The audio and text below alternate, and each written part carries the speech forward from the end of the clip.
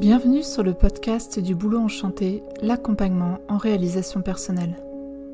Je suis Amélie Blanchard et je vous partage à travers ces quelques mots mes réflexions pour mener une vie plus consciente, libre et responsable.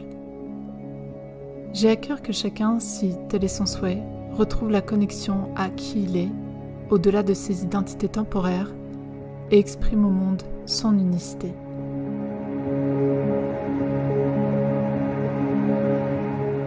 Aujourd'hui, nous abordons le thème de la voix de l'âme.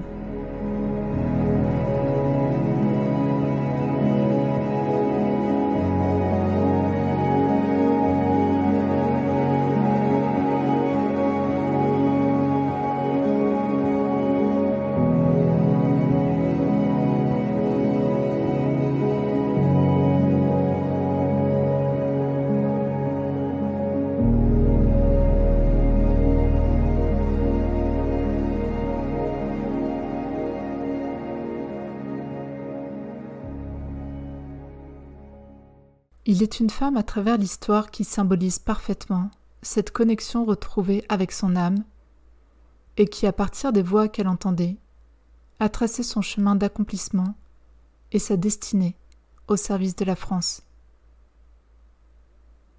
Jeanne d'Arc est probablement la figure à laquelle nous faisons le plus souvent référence quand on veut évoquer cette notion d'entendre des voix.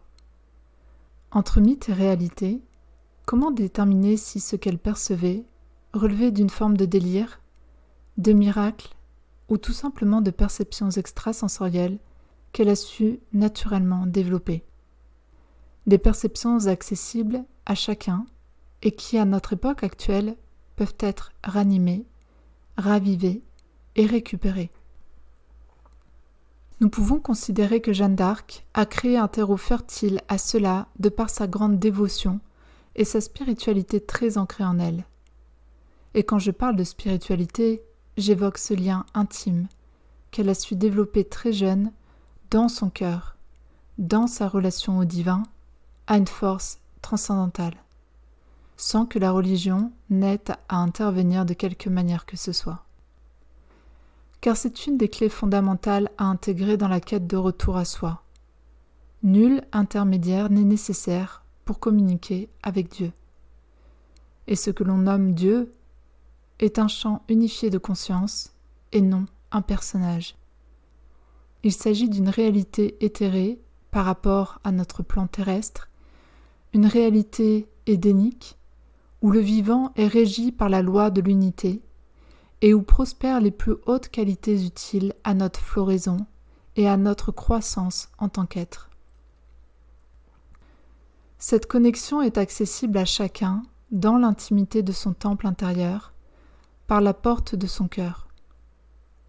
Il est des lieux propices favorisant cette reliance, des lieux régénérants pour notre corps et pour notre âme, comme la nature, des endroits calmes, paisibles, respirant la vie.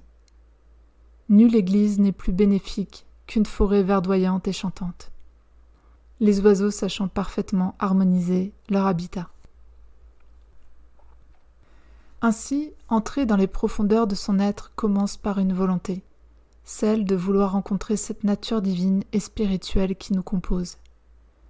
Considérer qu'elle existe est bien sûr le point de départ, mais ensuite, il s'agit de désirer ardemment, avec ferveur, faire sa connaissance.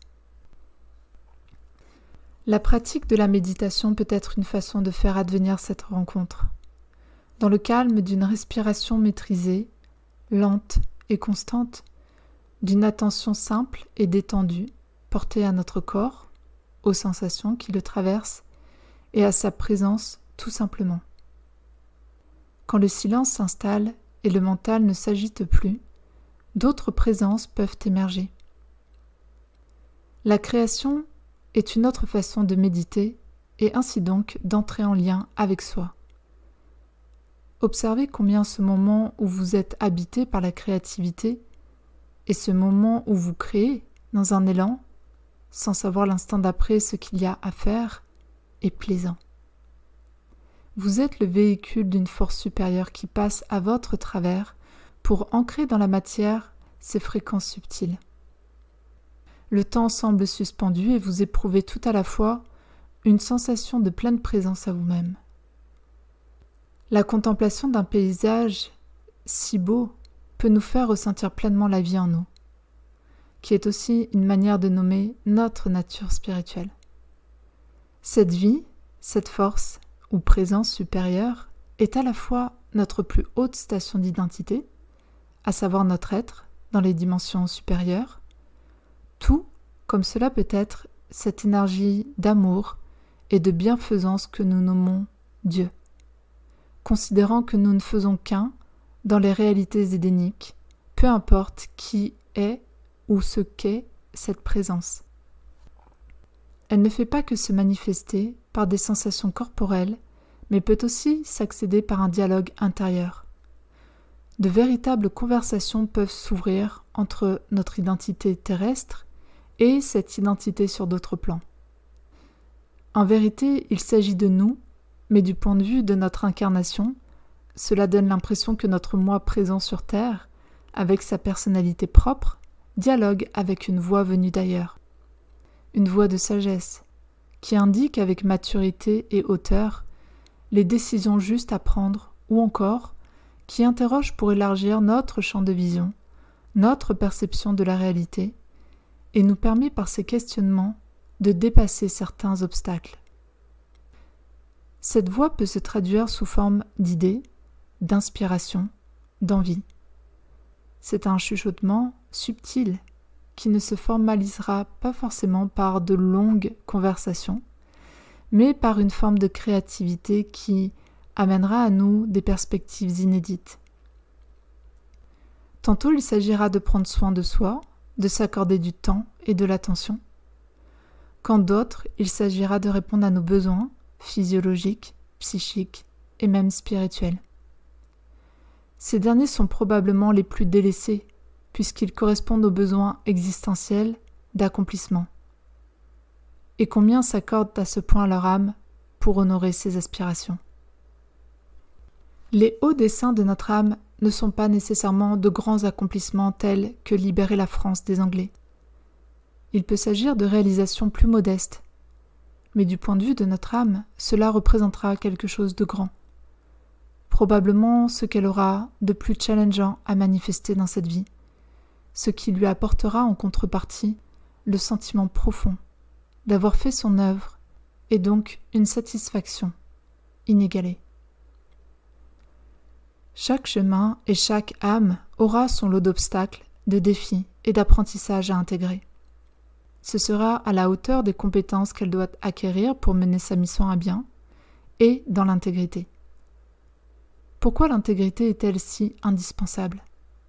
Car sans intégrité, l'ego-personnalité peut reprendre le contrôle du véhicule terrestre qu'est notre corps et emmener l'individu sur des voies bien différentes, et le potentiel de réalisation ne sera que partiellement atteint.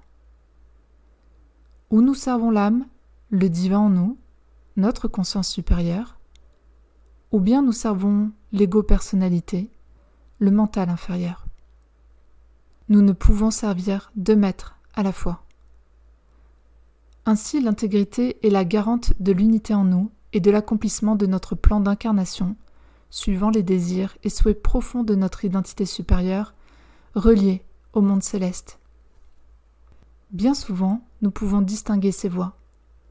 L'une sert le collectif, se met en retrait dans une forme d'humilité pour accomplir une volonté supérieure, celle du divin, quand l'autre sert des intérêts personnels, de glorification du moi, de reconnaissance, de pouvoir, de contrôle ou de division, que le but initial a été dévié pour passer du collectif à l'individuel. Il s'agit donc de maintenir une vigilance quotidienne pour s'assurer de servir les intérêts bénéficiant autrui et non seulement notre volonté propre. C'est alors qu'un entraînement accru est nécessaire pour discerner l'origine de la voix qui s'exprime dans notre tête. Car la majorité des voix qui nous rendent visite chaque jour sont majoritairement des voix qui proviennent de conditionnements, de peurs, d'interdits ou de projections déformées de la réalité, c'est-à-dire de notre ego-personnalité. Dans l'épisode numéro 15 sur le contrôle mental, j'explique l'état d'asservissement de notre conscience sur Terre. Esclavagisme qui se traduit au niveau de nos pensées. Ainsi que l'on parle de voix ou de pensée, en vérité, cela revient au même. Pourquoi ? Prenez le temps d'observer ces pensées qui vous passent par la tête. Quelle forme prennent-elles ? Sont-elles écrites ? Ou bien les entendez-vous ? A priori, si vous êtes constitué comme la majorité d'entre nous, vous entendez ces pensées. C'est pour cela que l'on parle de voix, parce que les pensées sont des voix. Alors, dans toute cette cacophonie, arrivez-vous à entendre la voix de votre âme ? Si vous n'êtes pas entraîné, il y a peu de chance, car cela demande un véritable apprentissage que de récupérer cette connexion, puisque par défaut, l'onde radio que l'on capte est celle de la matrice. L'exercice le plus puissant et efficace que je connaisse et par lequel je suis passé pour ouvrir beaucoup plus grand ce canal de communication s'appelle les pages du matin. Chaque matin, pendant 12 semaines, vous écrivez 3 pages spontanément. Peu importe ce que vous écrivez, le brouhaha mental va se déverser tous les jours, tous les matins. Certaines fois, vous n'aurez rien à écrire et il le faudra quand même. Et puis viendra un matin où une autre voix se pointera, une voix plus profonde, plus posée. Vous la reconnaîtrez. Cet exercice a été proposé il y a 50 ans par Julia Cameron dans son ouvrage « Libérez votre créativité ». Dans cet état méditatif, vous parviendrez à vous frayer un chemin pour renouer le lien avec elle. Et à force d'écrire et de l'entendre, vous finirez par la discerner dans votre tête directement, parmi toute la cacophonie de voix. Elle pourra aussi s'exprimer par une intuition, une joie, une quiétude.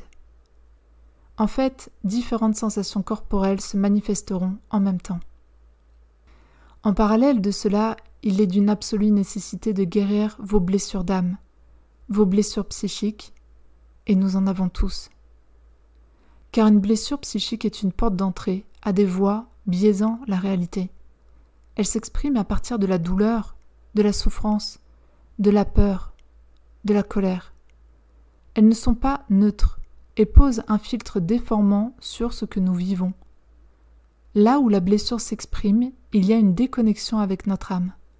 Il y a une rupture de liaison qui sous-tend que les voix que nous entendons ne proviennent pas de la plus haute station d'identité de notre être. Si nous prenons pour vraies ces paroles, les suivons, nous nous créons un chemin dans l'espace et le temps qui ne suivra pas les souhaits de notre âme. Un des programmes qui tourne le plus dans les esprits humains est celui du victime, bourreau, sauveur. Refuser de rentrer dans cette dynamique psychique en reprenant notre responsabilité, en faisant reprendre à l'autre sa responsabilité et en incarnant une posture adulte, nous prémunira grandement de ce piège qui dégrade les relations.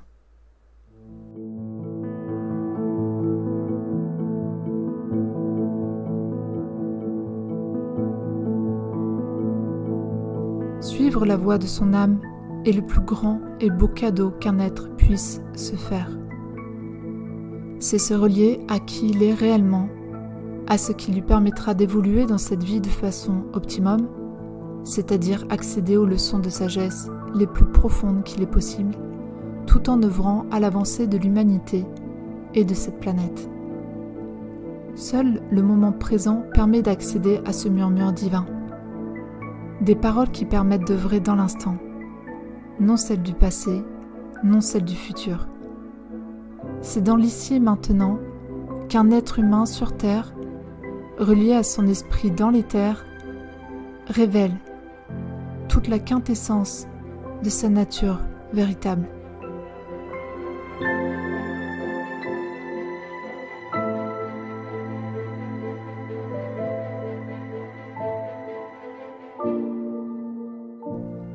Je vous remercie de tout cœur pour votre écoute et j'espère que ce partage a été éclairant. Pour suivre l'actualité du Boulot Enchanté, rendez-vous sur mon site internet www.leboulotenchanté.com. Boulot comme l'arbre sacré symbole de résilience et de renaissance. À très bientôt.